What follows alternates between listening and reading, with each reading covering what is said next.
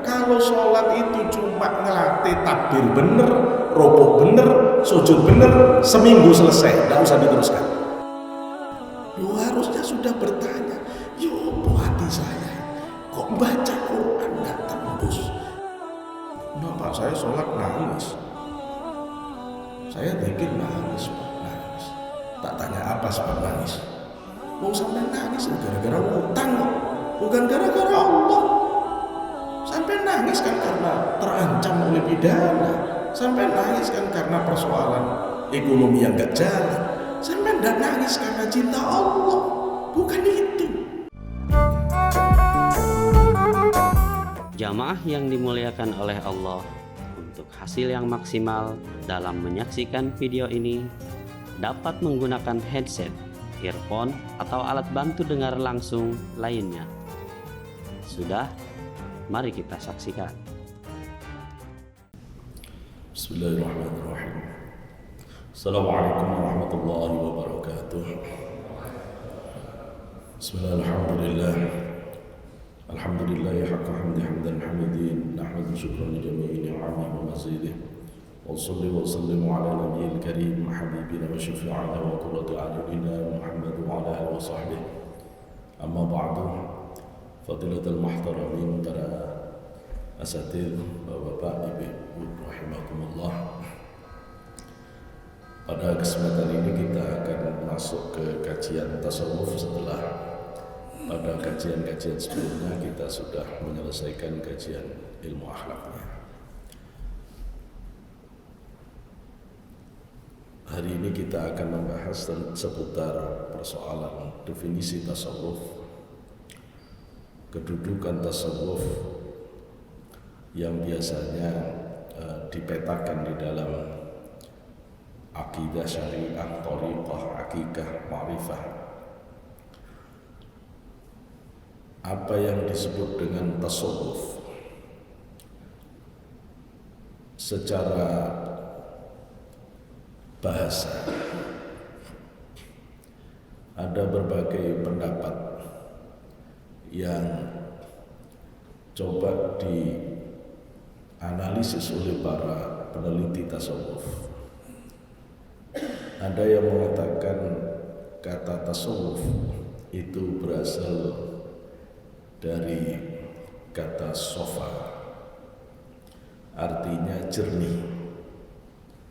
Melihat perilaku orang-orang sufi yang biasanya jernih dari tendensi egoisme, bersih dari kekotoran-kekotoran nafsu. Secara makna, tentu makna bersih sofa itu bisa dibenarkan, tapi secara perubahan kata sofa itu selamanya tidak akan pernah bisa berubah jadi sufi. Maka kata sofa itu ditolak oleh para ulama sebagai akar kata tasawuf, karena sofa itu nanti isim fa'ilnya jadi sofai, dan sofai bukan sufi. Kemudian ada yang menduga kata tasawuf itu berasal dari sof, as-soful awal, barisan terdepan, karena mereka adalah orang-orang yang berada di barisan terdepan secara ruhaniyah di hadapan Allah Subhanahu wa ta'ala. Secara makna tidak ada masalah, tapi kemudian lagi-lagi kata sof tidak akan bisa dirubah menjadi kata sufi, maka kata ini pun ditolak. Ada yang menyebut kata tasawuf itu berasal dari ahlus suffah, sekelompok sahabat yang dulu tinggal di emperan Masjid Nabawi. Mereka difasilitasi oleh Rasulullah, tidak memiliki harta benda, tidak memiliki keluarga, tidak memiliki pekerjaan, kerjaannya hanya sedikit. Apabila memang ada yang membutuhkan, waktunya dihabiskan untuk ibadah dan mengajari anak-anak orang Islam mengaji. Saat itu komunitas inilah yang dididik langsung oleh Rasulullah, dan mereka lah hasil didikan Rasulullah seperti Abdullah ibnu Umar, Abu Dzar al-Ghifari, sahabat-sahabat besar yang memberikan warna paling dominan di dalam sejarah Islam. Lagi-lagi secara makna tepat bahwa orang-orang tasawuf biasanya orang-orang yang lebih banyak hari-harinya diisi ibadah daripada persoalan duniawi. Tetapi secara perubahan kata, lagi-lagi kata ahlus suffah tidak akan pernah bisa jadi sufi, maka ini pun ditolak. Ada yang mengatakan bahwa kata tasawuf itu berasal dari kata sufia. Nah, dalam bahasa Arab sufia pakai sin, sufia. Nah, sufia itu dari kata Yunani sofia, artinya bijaksana. Kita kalau belajar filsafat kan filosofia, ya, philo itu cinta, sofia itu kebijaksanaan. Sofia, memang kalau kita belajar kajian tasawuf, sufi itu bentuk tunggal, jamaknya sufiyah, tapi pakai sod. Karena itu dari sisi makna mereka adalah orang-orang yang bijaksana, tidak ada masalah. Tapi kemudian menyebut bahwa kata sin yang semula aslinya sufiyah itu berubah menjadi sod di dalam bahasa Arab itu tidak diterima oleh pakar bahasa. Bahasa Arab itu tidak ada yang berubah di tengah jalan. Tidak ada yang berubah di tengah jalan. Karena itu kata sufiyah ini ditolak. Walaupun pemikir besar seperti Fadlur Rahman, itu Jurji Zaidan itu menganggap Ziauddin Sardar maksud saya, ya, menganggap bahwa kata ini lebih tepat. Banyak pemikir-pemikir yang menyebut kata sufiyah sebagai akar kata dari sufiyah yang pakai sod itu. Ditolak. Maka yang dianggap kuat sebagai asal kata tasawuf itu adalah kata suf. Suf artinya kain wol kasar.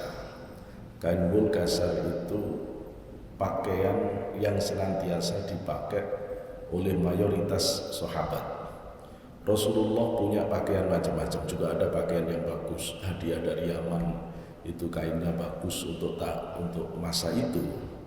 Tapi seringnya Rasulullah itu menggunakan kain wol kasar. Kalau kita baca kitab Lumat yang ditulis oleh Abu Nasr As-Sarat At-Tusi, mayoritas para nabi pun itu menggunakan wol kasar. Pakaian Nabi Isa pun itu wol kasar. Maka wol kasar itu menjadi identitas perlawanan terhadap gejala hedonisme yang mulai berkembang pasca Rasulullah, tepatnya pada abad kedua Hijriah, sekitar tahun 200-an ke atas. Itu terjadi perubahan gaya hidup yang semula bersama Rasulullah itu sangat sederhana, kemudian sudah mulai bangunan-bangunan rumah yang bangunan-bangunan itu sudah mulai muncul, sehingga kemudian para ulama memberikan perlawanan untuk menunjukkan substansi Islam dengan menggunakan pakaian wol kasar. Nah, pakaian wol kasar itu suf, orang yang menggunakan wol kasar sufi. Kalau Banten itu rumahnya, orangnya Al-Bantani. Kalau Betawi, ya Betawi Al-Batawi. Jawa sukunya orangnya Al-Jawi, dan seterusnya. Maka sufi itu dari suf. Suf wol kasar orangnya sufi, tunggal. Ya, kalau orang jamak, kalau pluralnya sufiyah. Sufiyah. Sufi itu harus punya identitas. Satu, ilmunya laduni. Jadi kalau orang ilmunya belum laduni, bukan sufi. Sufi itu harus punya karomah. Kalau orang belum punya karomah, ya bukan sufi. bukan sufi. Dan sufi itu mencapai derajat kesufian dari istiqomah mujahadah riyadhah. Kalau orang itu tidak punya mujahadah riyadhah juga bukan sufi. Maka sufi itu biasa kita sebut dalam dunia kita al-wali, waliullah. Maka kalau orang mencari kata sufi tasawuf di dalam Quran ya nggak ketemu.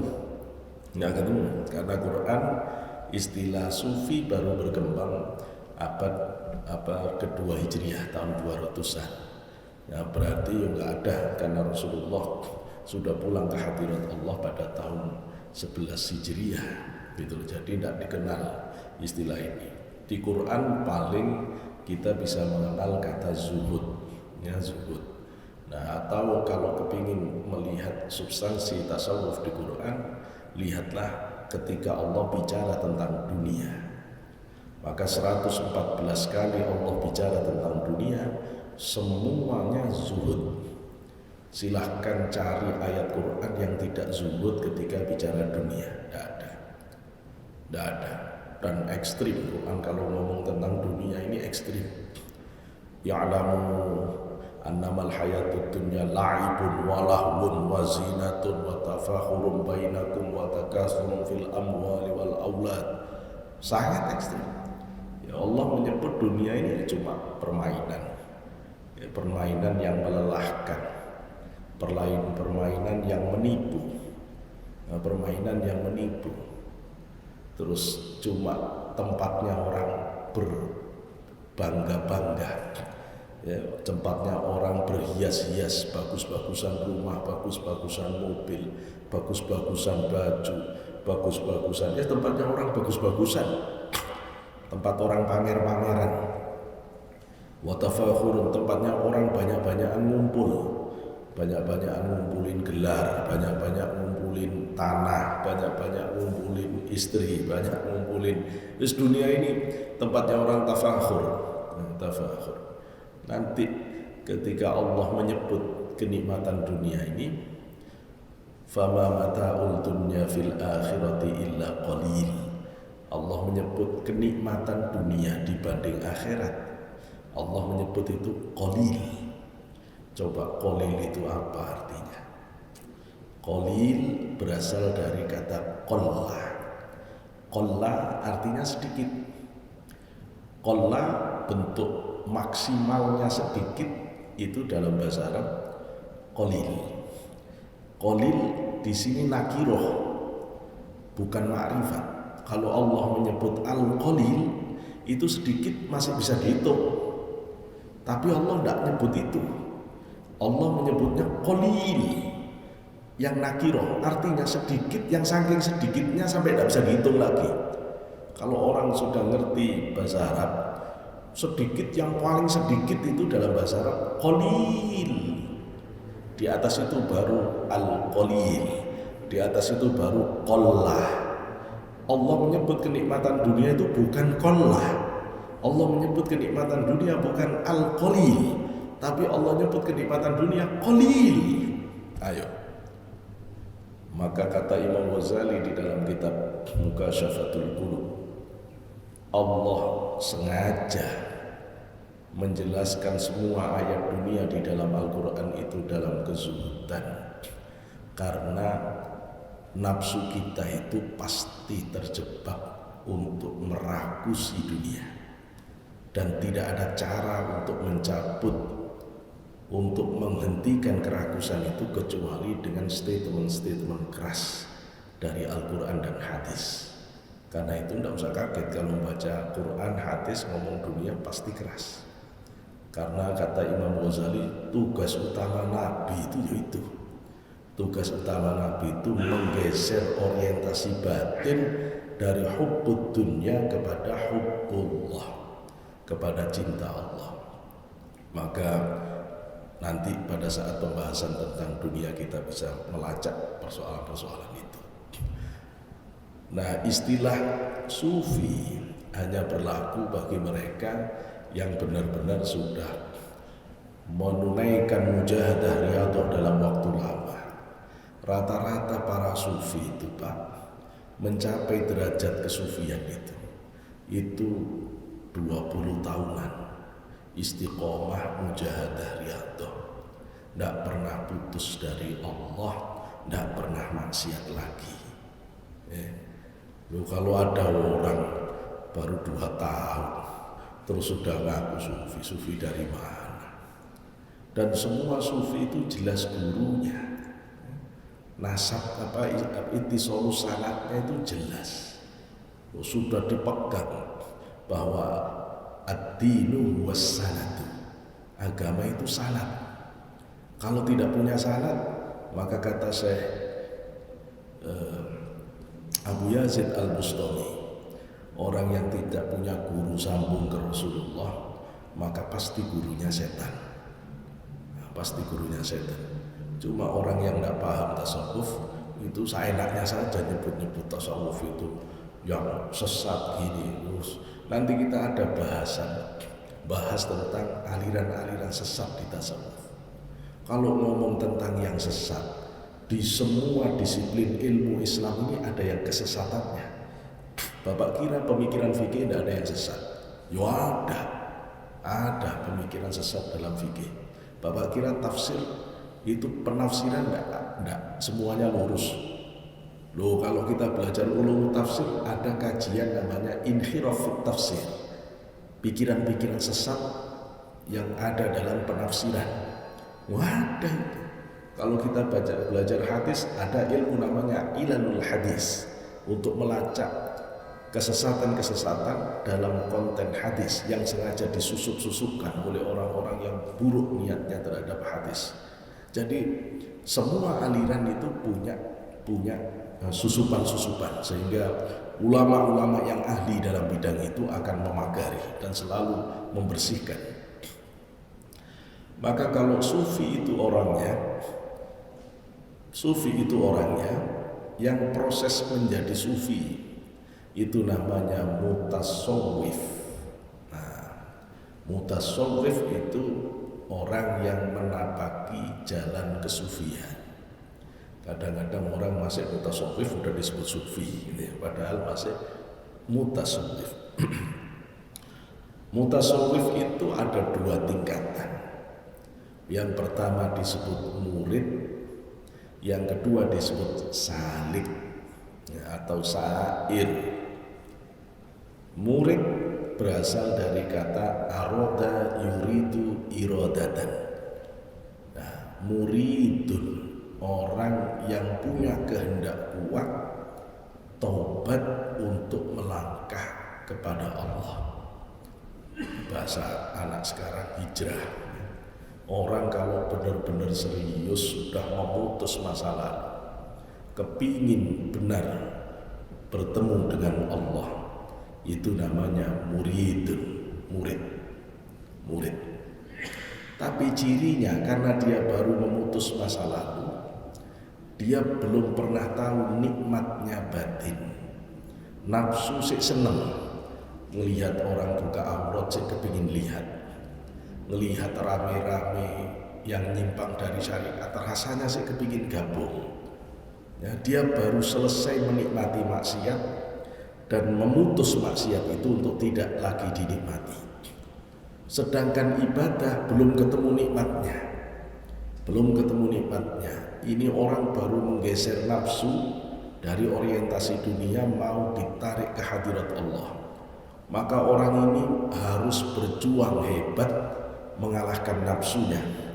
Karena itu murid tugas utamanya adalah mujahadah, perang melawan nafsu, muharabatun nafsi, riyadhah, mengganti sifat-sifat buruknya menjadi sifat baik.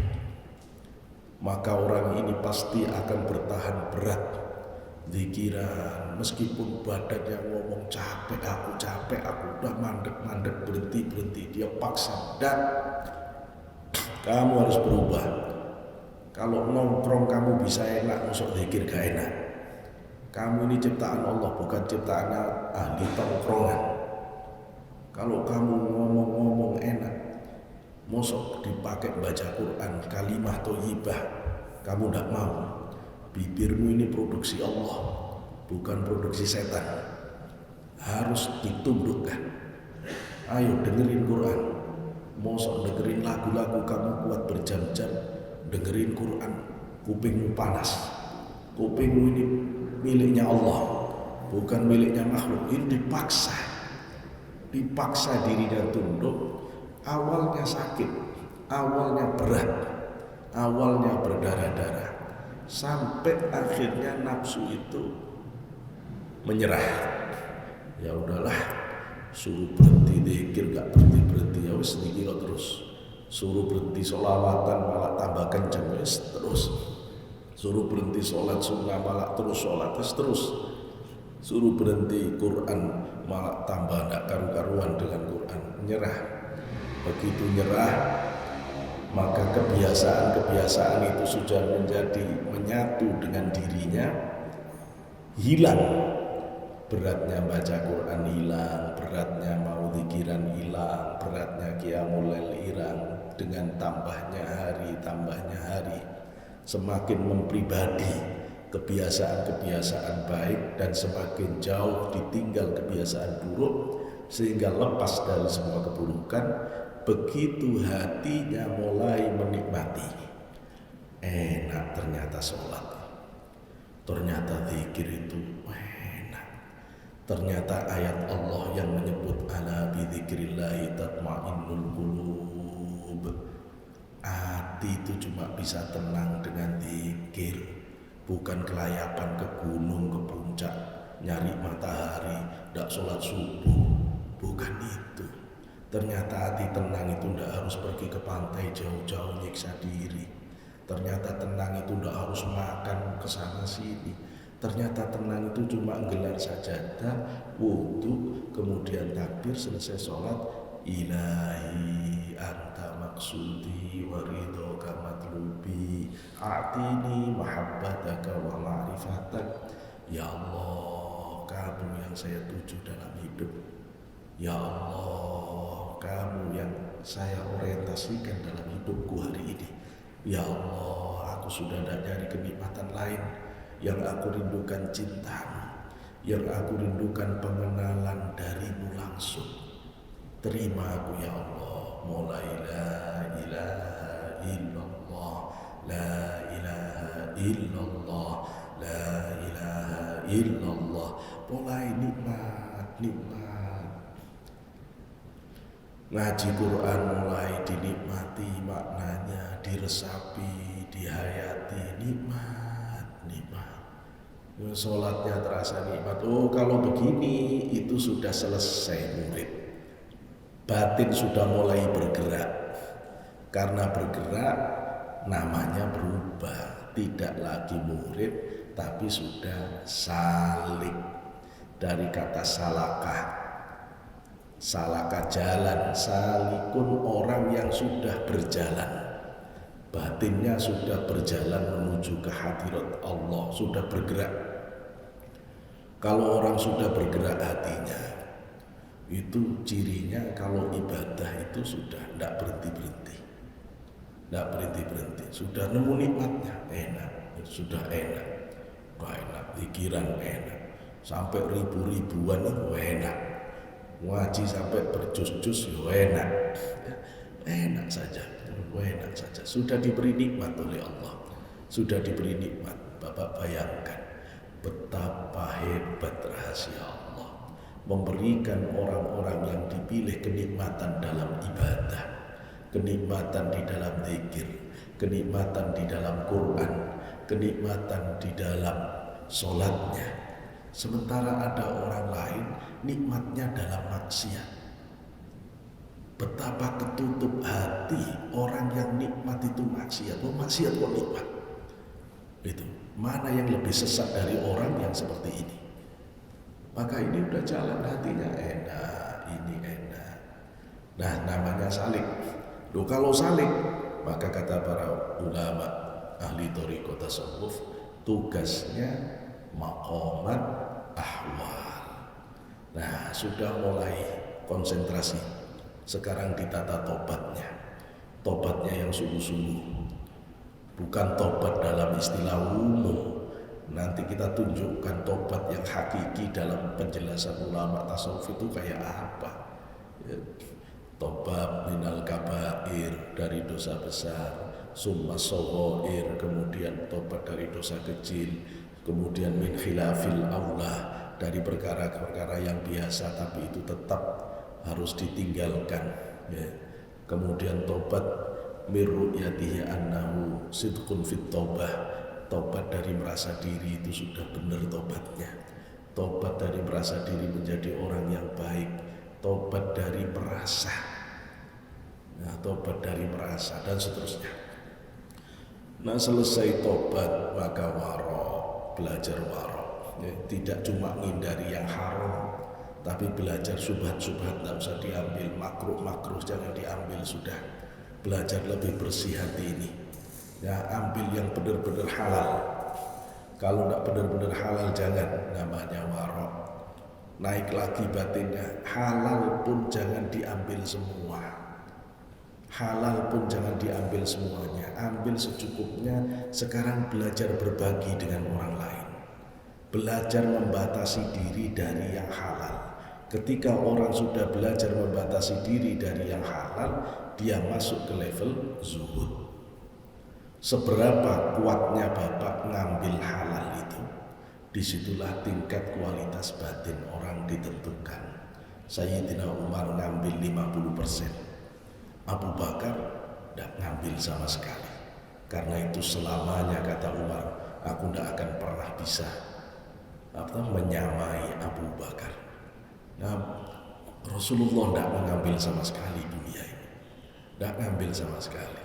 Coba kalau Bapak saya tanya, mana rumah Rasulullah? Tidak ada. Yang ada itu kamar-kamar istrinya. Rumahnya Rasulullah sendiri tidak ada. Tidak ada.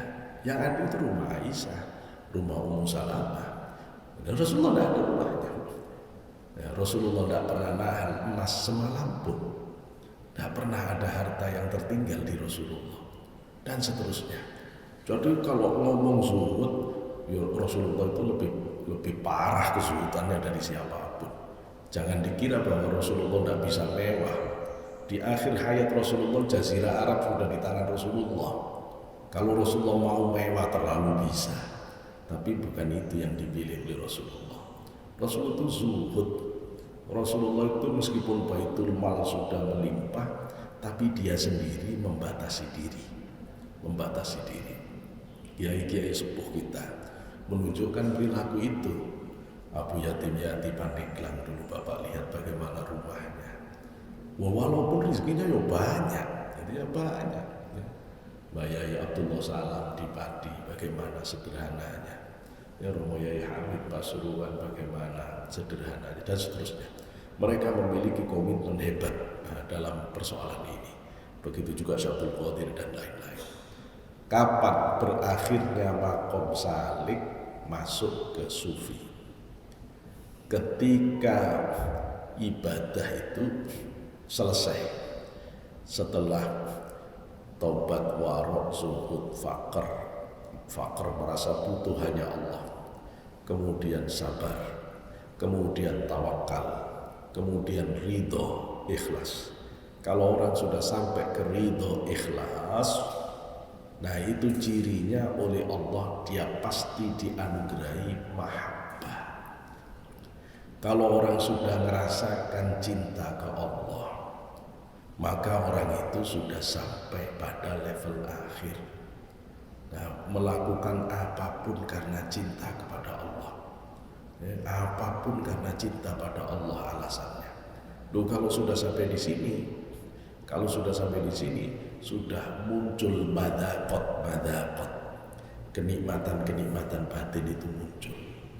Ngaji Quran itu, buka tafsir, maknanya itu sudah diguyur oleh Allah di hatinya, sehingga dia bisa urai makna itu yang tidak dari literatur. Dia bisa jelaskan apa-apa itu di dalam hatinya. Macam-macam tergantung Allah yang memberi. Ada yang dibuka alam malakut sehingga bisa melihat para malaikat dan seterusnya. Ada yang masuk ke alam ruh dan bisa berdialog dengan ruh yang sudah meninggal, bisa diskusi dengan wali-wali, dengan Rasulullah, bahkan untuk bisa mendapatkan pengajaran langsung secara ruhaniah. Ini sudah waliullah, sudah sufi. Kalau sudah begitu itu sufi.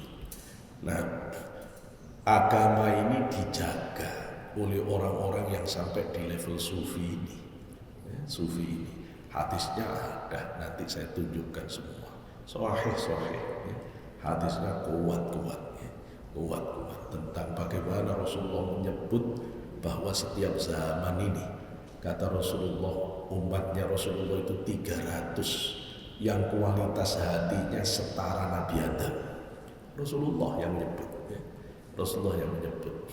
Ada 30 orang yang hatinya setara Nabi Musa. Ada 10 orang yang hatinya setara Nabi Ibrahim. Ada 5 orang yang hatinya setara Jibril. Ada 3 orang yang hatinya setara Mikail. Dan ada 1 orang yang hatinya setara malaikat Israfil. Hadis itu diriwayatkan oleh Abu Nu'aim al-Asbahani, gurunya Imam Bukhari, di dalam kitabnya Hilyatul Auliya. Banyak hadis-hadis tentang wali yang kita bisa uraikan, dan ayat-ayat yang berkaitan dengan waliullah. Nah, itulah nanti yang disebut dengan struktur kewalian. Ada wali kutub, ada imam, ada autad, ada abdal, ada nuqaba, ada nujaba, dan lain-lain yang bertugas menata spiritualitas hingga hari ini. Apabila tidak ada mereka, sudah runtuh dunia ini, sudah kiamat. Karena tidak ada orang yang setulus mereka dalam ibadah. Ibadah kita ini masih banyak kamuflasenya. Kelihatannya khusyuk, wadu, zikir, ibadah. Aslinya Bapak cuma memaksa Allah untuk memenuhi hajat-hajat egoismenya. Mau bangun rumah ternyata, ada yang khusyuk, ternyata pengen naik pangkat. Ada yang kelihatannya khusyuk, ternyata susah gara-gara dapat penyakit. Kalau orang-orang begini menjadi sandaran rahmat Allah, ya tidak kuat. Orang yang benar-benar kepada Allah. Nah, itu mutasawwif. Sedangkan sufi gadungan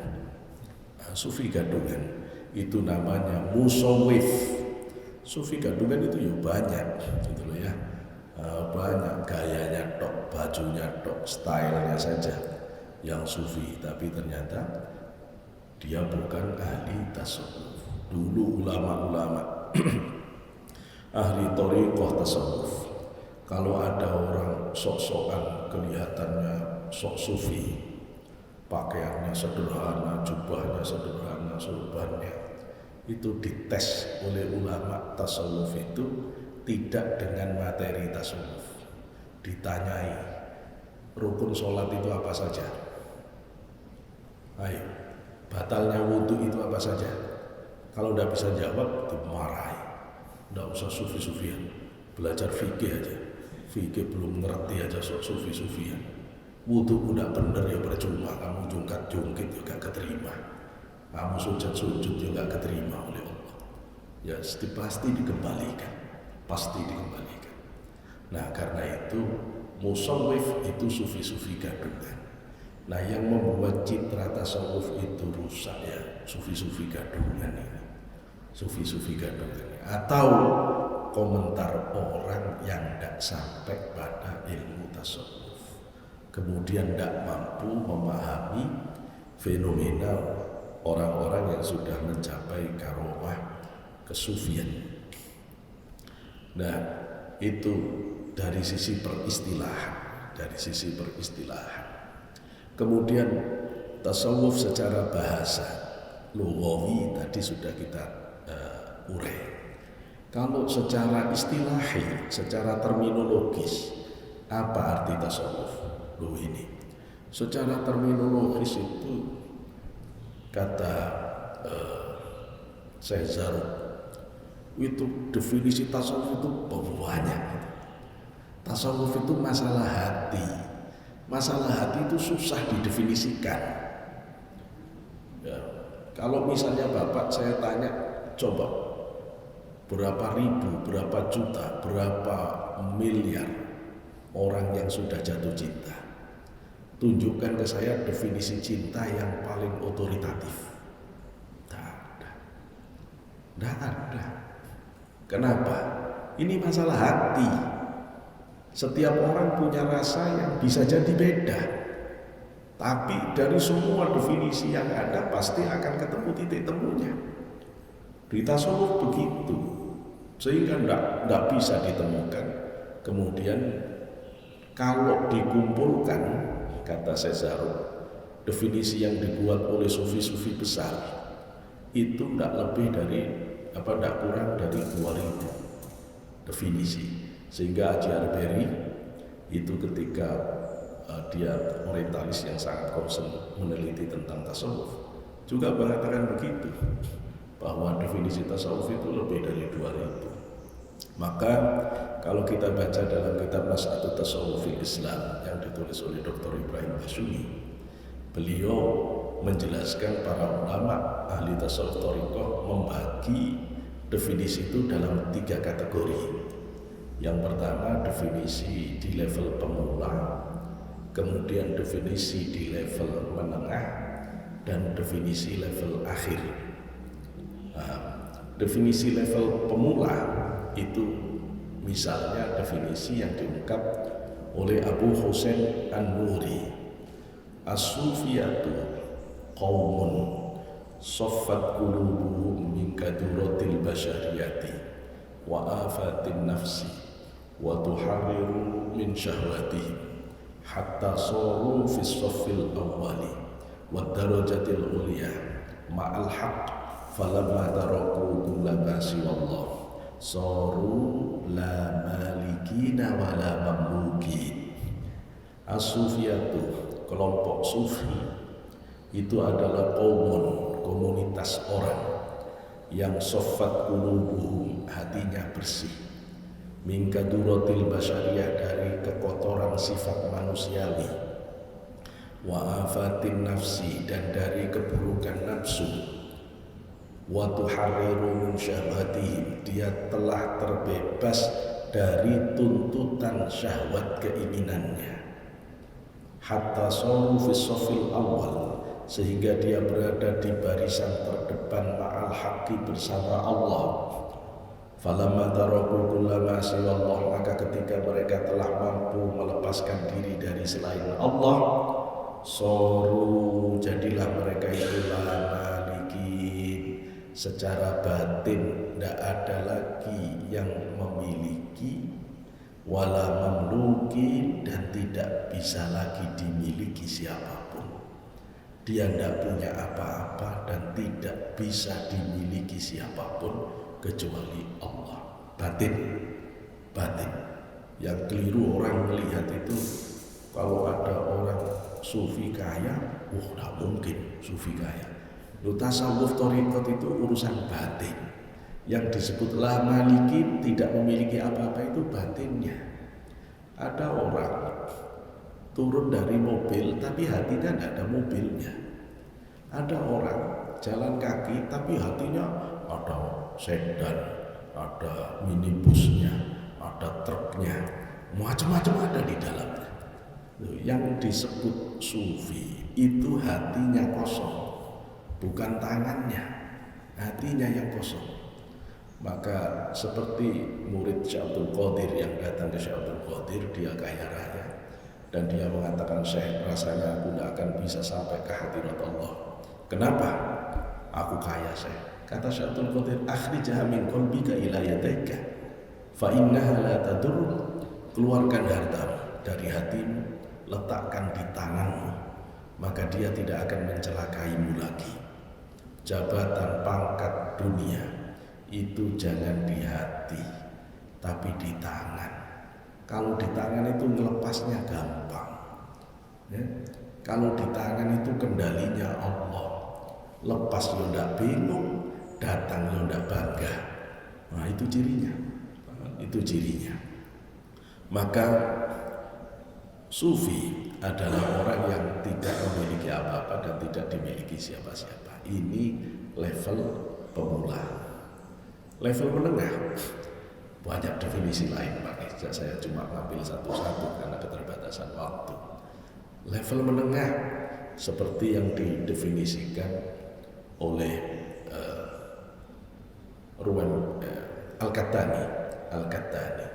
Al-Qahtani mengatakan at-tasawwufu khuluqun faman zada 'alaika fil khuluqi zada 'alaika fis sifat. Tasawuf itu adalah moralitas, akhlak. Faman zada 'alaika fil khuluqi zada 'alaika fis sifat. Siapa yang kualitas moralnya tambah bagus, siapa yang akhlaknya tambah bagus, pasti hatinya tambah bersih. Jadi gampang Bapak melihat, katanya orang, mana ukurannya tasawuf itu? Tidak terukur, gampang. Ngukurnya dari perilaku Bapak saja, dari sikap batin Bapak. Nah ya, sekarang kalau Bapak mikir dibanding setahun, 2 tahun yang lalu, lebih kikir mana? Kalau lebih kikir sekarang, berarti tambah kotor hati kita. Kalau sekarang lebih dermawan, berarti tambah bersih. Ayo, lebih gampang kecewa dulu atau sekarang? Kalau sekarang ini lebih gampang kecewa dibanding dulu, tambah tua, tambah marahan, dia tambah kotor. Ya, tapi kalau orang tambah tua, tambah wise, tambah bijak, tambah sabar, itu proses sholat, zikir, baca Qur'annya bereaksi untuk tambah bersih, tambah bersih, tambah bersih. Efek tambah bersih, tambah sabar, tambah istiqomah, tambah dermawan. Sehingga ukuran orang ibadahnya benar itu di akhlaknya. Karena itu Allah menyebut kalau orang itu benar sholatnya, pasti dia terhenti perbuatan keji mungkarnya. Inna sholata tanha anil fahsya'i wal munkar. Itu sudah pasti. Itu sudah pasti. Coba Bapak lihat orang haji itu apa ukurannya dari Allah. Ya. Kalau orang itu sudah selesai haji, itu ukurannya adalah bagaimana hatinya ingat Allah. Bagaimana hatinya ingat Allah. Faidza qadaitum manasikakum fadhkurullaha kadzikrikum aba'akum aw asyadda dzikra. Kalau kamu sudah selesai manasikmu, hajimu, Allah cek kita itu. Sekarang coba kamu ingat Allah. Orang kalau benar sudah datang dari rumah Allah, melihat tanda-tanda kebesaran Allah, mestinya punya getaran dengan Allah. Kalau dia mengingat Allah, itu kata Allah, mestinya seperti dia ingat orang tuanya atau lebih hebat dari itu. Nah, itu cirinya. Berarti kan harus istiqomah ingat Allahnya, zikirnya. Yo iya. Orang zakat, apa gunanya zakat? Khudh min amwalihim shadaqatan tutahhiruhum wa tuzakkihim biha. Ambil zakat orang-orang Islam ini untuk apa? Untuk tutahhirhu wa tuzakkihim biha, untuk bersihkan dohir batinnya, ya. Untuk bersihkan dohir batinnya. Semua arahnya ke situ. Maka akhlak itu ujungnya syariat, tasawuf itu ujungnya syariat. Maka ihsan itu setelah iman, setelah Islam. Sehingga paham saja, gitu loh ya. Orang kok tidak mau tasawuf berarti tidak mau ihsan sampean. Ya enggak, saya mau tasawuf tapi saya mau ihsan tapi saya tidak mau tasawuf. Terus saya tanya, supaya bisa sholat ka'annaka tarahu, seolah-olah bisa melihat Allah, itu ya apa caranya? Siapa yang bisa menjelaskan sholat ka'annaka tarahu? Ayo. Ya apa prakteknya orang yang sholat seperti melihat Allah itu ya apa? Orang yang ibadah seolah-olah melihat Allah itulah ma'rifatullah. Kalau tidak bisa, kata Rasulullah, fa illam takun tarahu fa innahu yarak. Kalau kamu tidak bisa makom itu, turun di makom. Kalau ibadah kamu seperti terus diperhatikan oleh Allah. Itu namanya muraqabah. Itu namanya ma'iyah billah. Itu namanya keadaan hati yang sebegitu dekat dengan Allah, sehingga apapun yang dia lakukan terus seperti dipantau oleh Allah. Muraqabah. Loh, itu penjelasannya semua ada di ilmu thariqah tasawuf. Mbok baca sampai habis bab fikih gak ketemu. Sampai baca fikih nyari bab khusyuk, ndak ada. Sudah profesornya profesor. Kalau mau ngaji fikih bab khusyuk, ndak ada.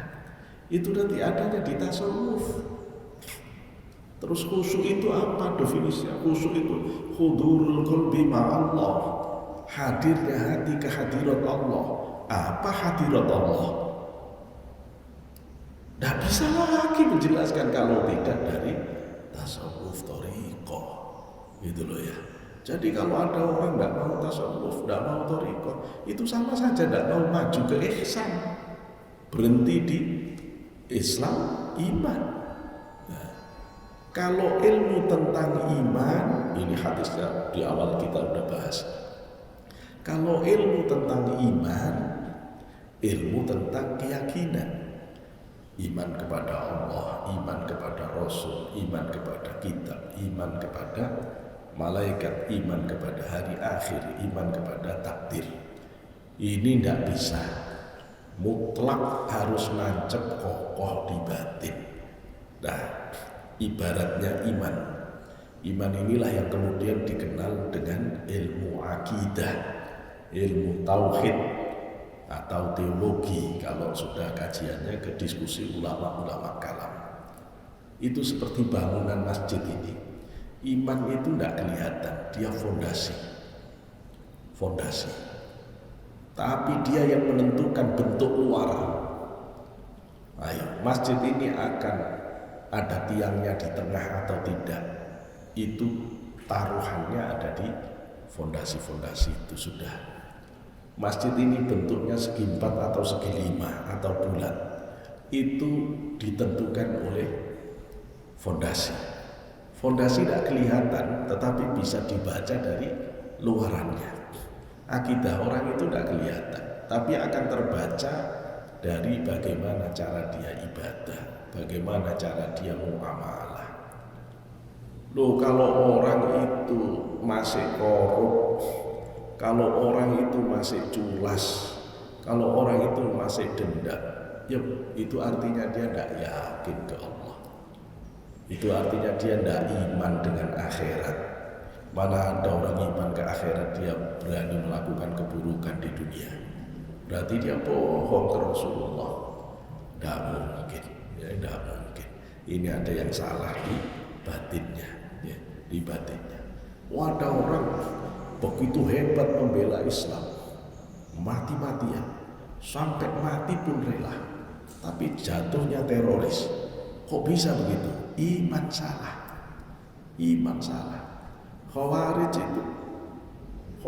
itu yang bunuh Sayyidina Ali, ahli puasa sunnah, hafal Quran, ahli qiyamul lail.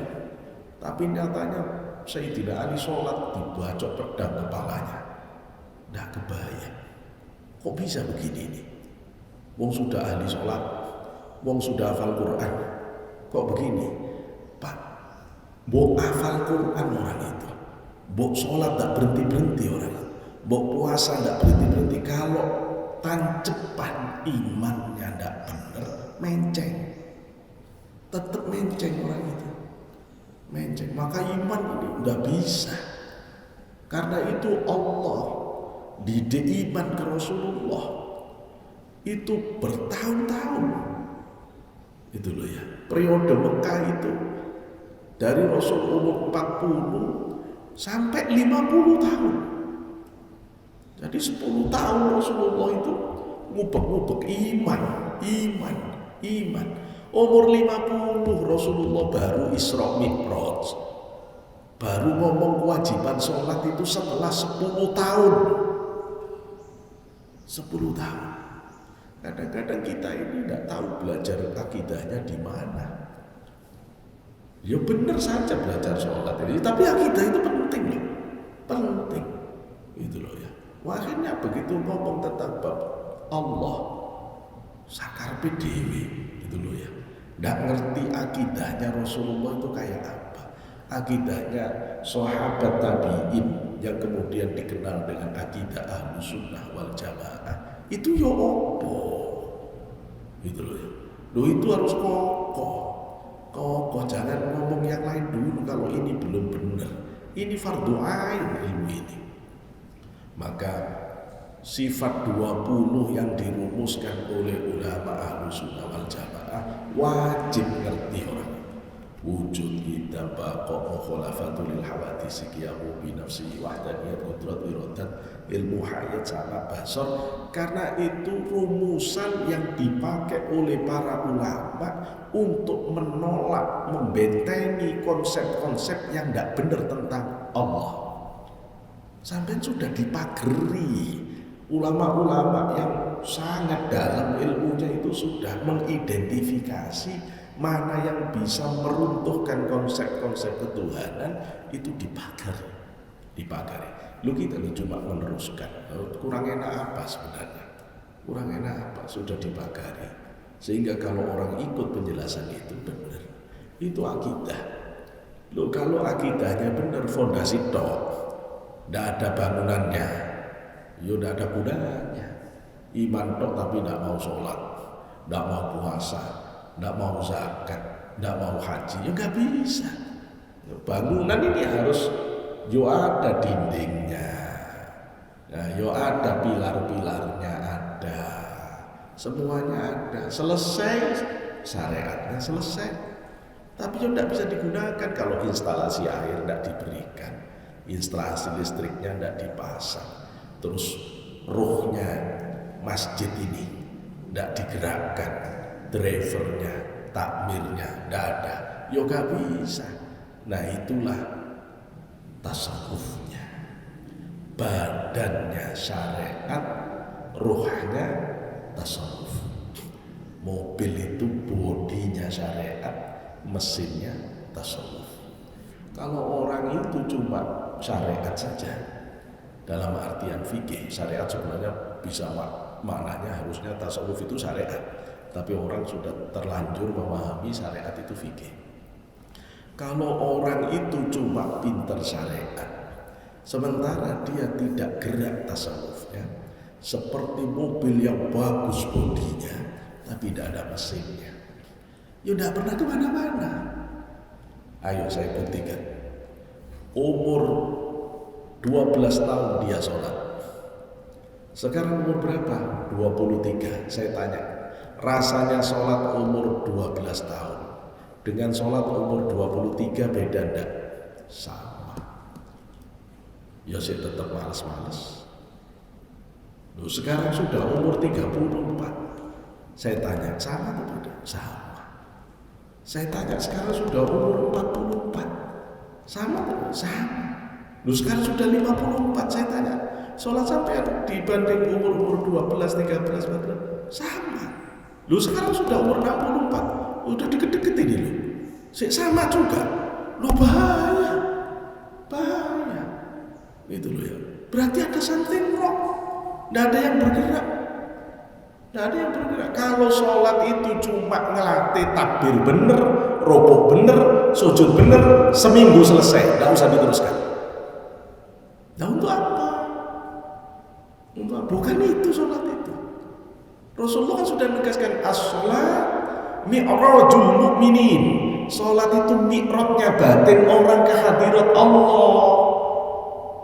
Kok umur segini saya ribut takbir? Kok umur segini saya ribut nempel kaki atau enggak? Lupa itu materi ibtidaiyah. Kok saya di situ sampean? Gitu loh ya. Kok saya di situ? Lu harusnya sudah bertanya, yo hati saya kok baca Quran nggak tembus, yo saya ini doa kok nggak ngerti saya, yo saya sholat kok nggak bisa khusyuk. Nah Pak, saya sholat nangis, saya zikir nangis Pak, nangis. Tak tanya apa sebab nangis. Wong sampai nangis gara-gara utang kok, bukan gara-gara Allah. Sampai nangis kan karena terancam oleh pidana, sampai nangis kan karena persoalan ekonomi yang gak jalan, sampai nggak nangis karena cinta Allah. Bukan itu, bukan itu. Kalau itu alasannya nggak usah dikiran yo nangis, gitu loh ya.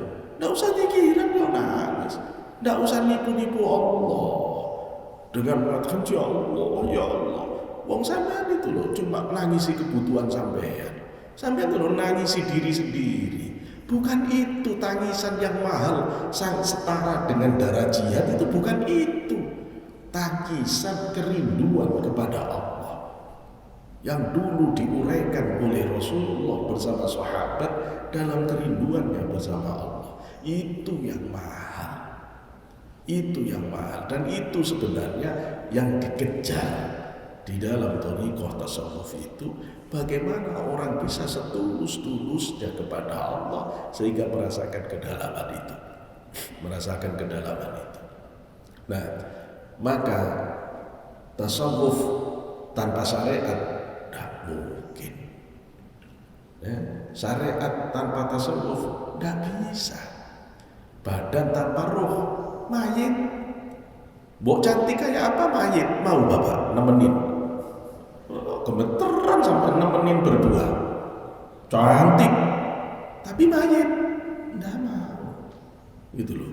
Ada orang yang penting itu hatinya, yang penting itu akhlaknya, terus syariatnya ngawur.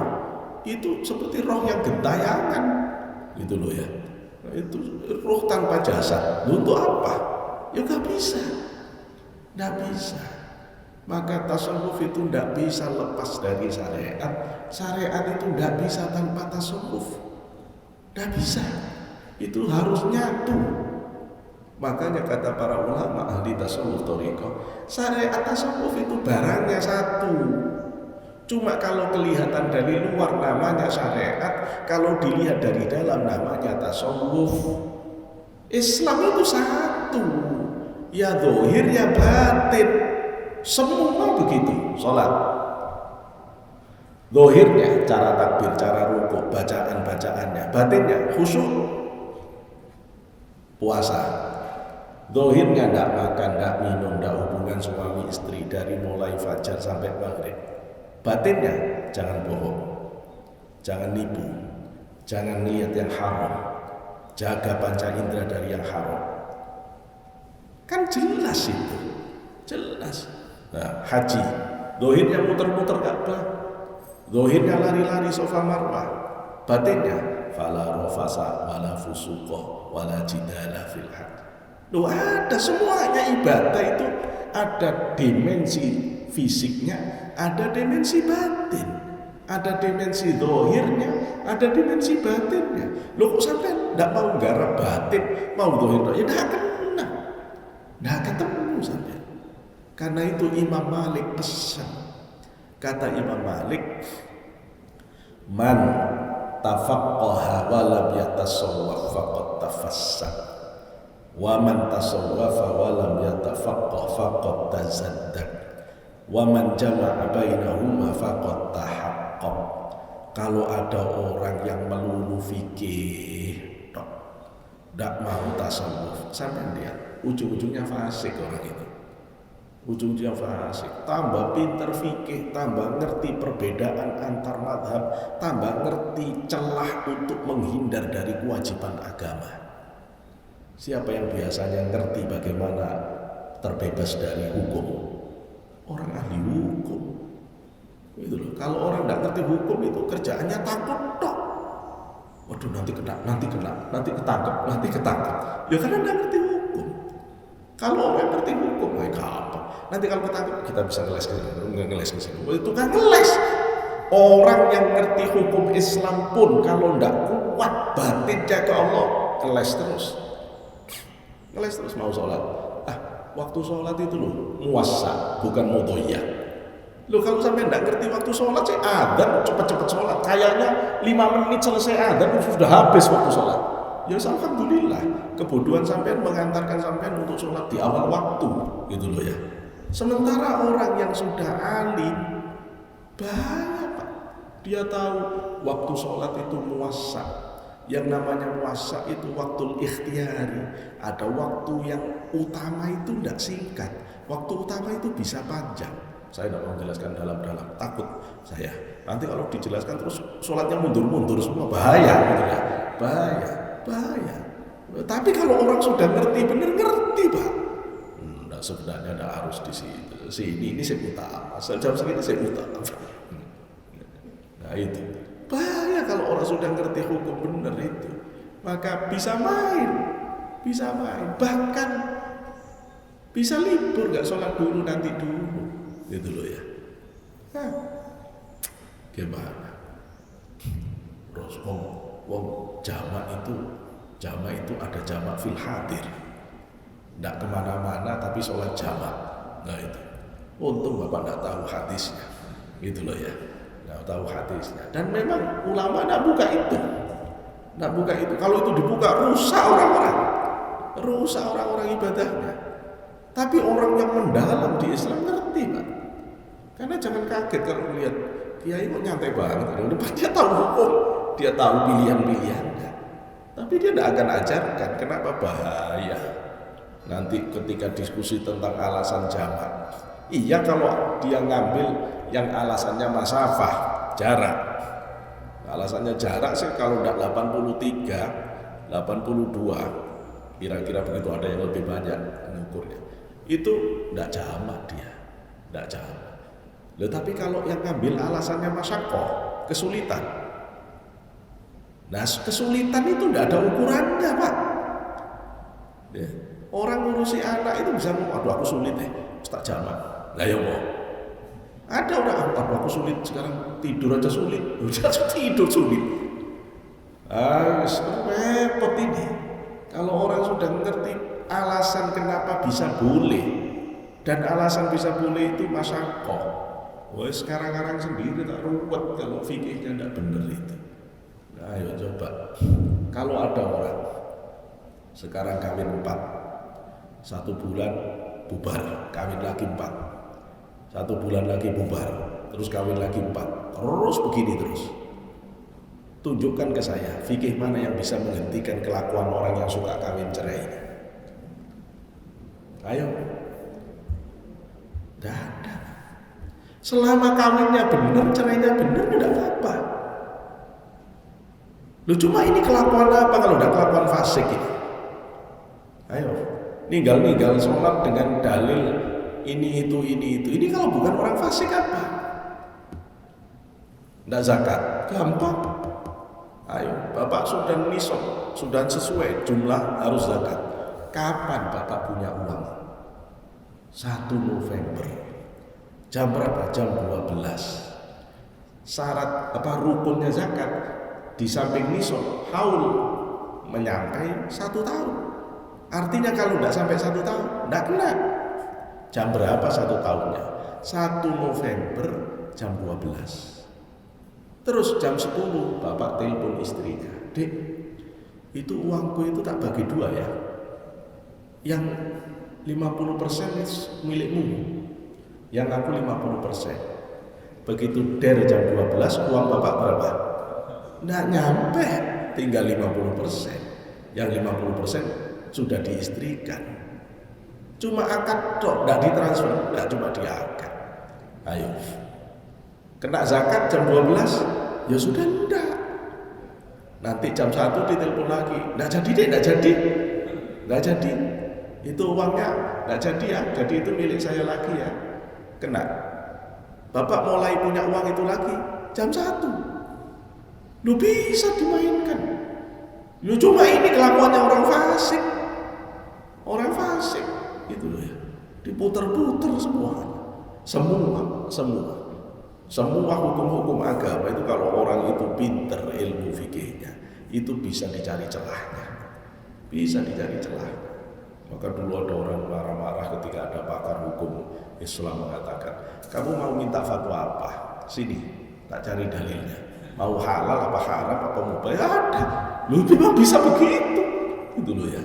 Memang bisa begitu. Loh, cuma ini bahaya. Ini orang yang fasik. Ahli-ahli fikih kita ya enggak begitu, enggak. Maka orang harus punya konsistensi kepada Allah itu. Konsistensi itu nanti tasawuf yang ikat.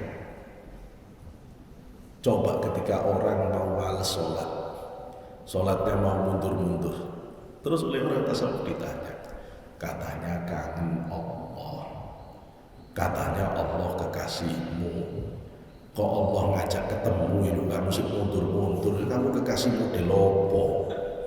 Katanya kamu cinta Allah, diajak ketemu sehari 5 kali, kok kamu milih 3 kali? Kamu itu kekasih gombal. Yang namanya kekasih itu, kekasihnya belum datang dia udah siap.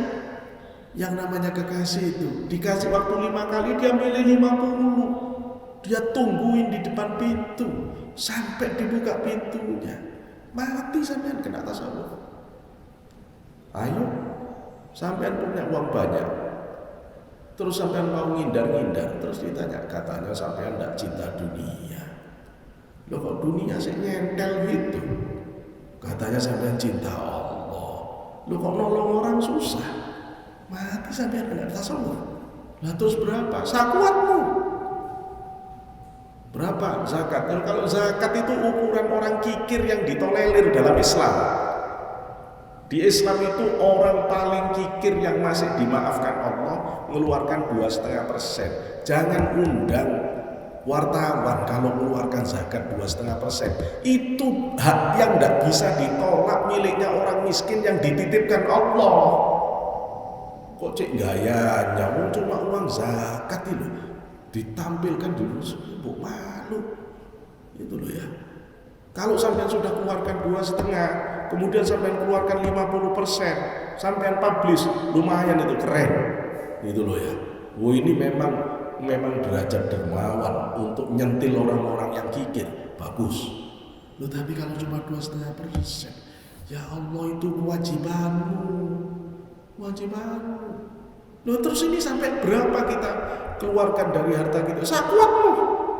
Sakuatmu. Semakin berani mengeluarkan karena Allah, semakin tinggi derajat kita di sisi Allah. Loh, ini yang main nanti tasawuf. Nanti yang bisa menerapkan hadis Rasul, kun fid dunya ka'abiris sabil. Tinggal kamu di dunia ini seperti musafir yang berhenti berteduh sebentar kemudian jalan lagi. Itu nanti tasawuf. Ya memang itu ruhaniyahnya ajaran Islam itu. Ya itu. Nah, maka ketika orang itu sudah benar tauhidnya, akidahnya benar, syariatnya, pasti masuk ke tasawuf. Karena tasawuf itu kata Imam Malik tadi, kalau cuma fikih tidak mau tasawuf, fasik loh. Kalau orang tasawuf tidak ngerti fikih, waduh, bahaya. Ini ujungnya zindik. Zindik itu apa? Kayaknya Islam, tapi sebenarnya udah kafir itu ajarannya. Ajarannya udah sesat. Karena itu lu sama Pak. Orang-orang begini ini yang kemudian bawa Islam aneh-aneh itu. Muncul aliran baru, aliran spiritualitas baru. Opo. Ini yang dibimbing oleh iblis setan. Semua orang-orang Islam yang alim akan tahu bahwa ada jenis divisi setan yang namanya setan abiyat, yang dia tidak akan mau goda kecuali orang itu masuk ke level nabi. Jadi kalau orang itu sudah sampai mau masuk wali, nah itu digoda oleh abiyat itu, ya. Digoda oleh abiyat. Maka orang yang bertasawuf kemudian dia itu tidak memperdulikan fikihnya, maka dia kena jatuh ke zindik. Nah, zindik ini yang merusak tasawuf, merusak thariqah, Pak. Kemudian dia pun ada yang mengatakan di tasawuf itu kalau sudah sampai wali itu gugur kewajiban. sudah boleh tidak sholat. Yo ini ajaran setan, iblis itu yo ini ajarannya orang yang ngaku-ngaku tasawuf tapi sebenarnya zindik itu yo ini. Ada namanya kelompok hubiyah, keren kalau bahasa Arabnya, kelompok ahli cinta. Itu ajarannya apa? Kalau sudah sampai makom tinggi, antara sesama pengikut hubiyah itu boleh telanjang bulat. Kalau tidak setan roboh ini, gitu loh ya. Setan ini dan seterusnya. Nah, kelompok-kelompok seperti ini pun itu langsung berhadapan-hadapan dengan para auliyaillah, langsung berhadapan-hadapan dengan orang-orang ahli tasawuf thariqah, karena mereka biasanya langsung diberi keanehan-keanehan oleh iblis. Biasanya dia punya kesaktian, dia bisa terbang, dia bisa jalan di air sebagai balasan dia mengabdi ke iblis. Nah terus siapa yang akan melawan ini? Ya para walinya Allah, kekasih Allah yang akan melawan mereka. Nah itu adalah orang yang tasawuf tapi tidak syariat. Hati-hati pakai. Kalau ada orang sok bicara tasawuf, ternyata dia tidak ngerti fikih. Bahaya itu, berhenti tasawuf, belajar fikih dulu. Jadi tidak bisa orang itu ngomong fikih, ngomong tasawuf tanpa fikih. Tidak bisa orang naik tangga tiba-tiba tangga ketiga, tangga 1, 2 tidak bisa. Maka kata Imam Malik, wa man tahaqqaq wa man jama'a bainahuma faqad tahaqqaq. Siapa yang mampu menyatukan tasawuf dan fikihnya, maka dia akan ketemu hakikat sebenarnya tentang Islam. Jadi itulah yang kemudian dikenal dengan syariat ya harus tasawuf ya harus syariat. Adapun hakikat itu buahnya orang yang sudah istiqomah di jalan Allah. Nah buahnya itu hakikat, kalau sampai dibuka oleh Allah keagungan sifat Allah, namanya ma'rifatullah. Nah itu kira-kira penjelasan awal kita tentang persoalan seputar tasawuf, definisi dan kedudukannya. Saya insya Allah akan melangkah terus untuk menjelaskan poin-poin yang lebih penting lagi tentang maqamat ahwal dan lain-lain insya Allah pada kajian berikutnya. Saya kira ini kurang lebihnya mohon maaf. Assalamualaikum warahmatullahi wabarakatuh.